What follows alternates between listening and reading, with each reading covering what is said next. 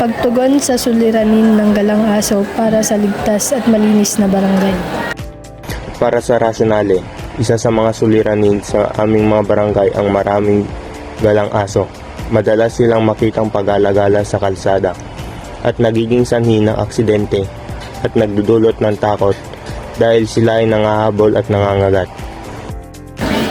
Layunin: maiwasan ang pagdami ng mga asong gala sa barangay sa pamamagitan ng mas maigpit na pagpapatupad na umiiral na pulisya upang mabawasan ang insidente ng aksidente, kagat ng aso at rabies.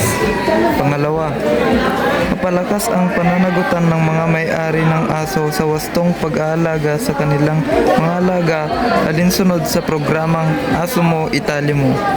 Pangatlo, magsagawa ng simposyum para sa mga residente bilang paraan ng pagbibigay kaalaman tungkol sa tamang pangangalaga, responsibilidad at pag-iwas sa panganib na dulot ng mga asong gala.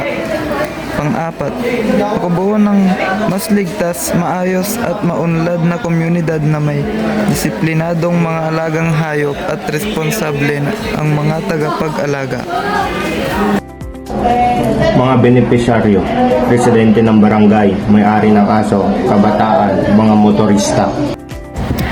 Ang proyektong pagtugon sa suliranin ng galang aso para sa ligtas at malinis na barangay ay naglalayong solusyonan ang problema ng mga asong gala upang mapanatili ang kalinisan at kaligtasan ng barangay. Isa sa gawa rito ang mga hakbang tulad ng pagpapampon at pagbibigay ng tamang kaalaman sa pag-aalaga ng hayop. Sa pamamagitan nito, inaasahang magiging mas ligtas, malinis at maayos ang ugnayan ng tao at hayop sa komunidad. Pagtataya at evaluation: maiwasan ang pagdami ng mga asong gala sa barangay sa pamamagitan ng mas mahigpit na pagpapatupad ng umiiral na pulisya.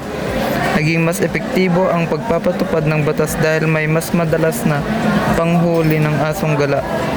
Dahil dito, nabawasan ang bilang ng mga aso sa kalsada at bumaba ang insidente ng aksidente, kagat ng aso at rabies. Pangalawa, papalakas ang pananagutan ng mga may-ari ng aso sa wastong pag-aalaga sa kanilang mga alaga alinsunod sa programang Aso Mo, Itali Mo. Maraming residente ang natutong maging responsable sa kanilang mga alagang aso. Mas dumami ang nagtatali at nag-aalaga ng tama sa kanilang alaga. Nakatulong ito upang mabawasan ang mga aso sa lansangan. Budget ng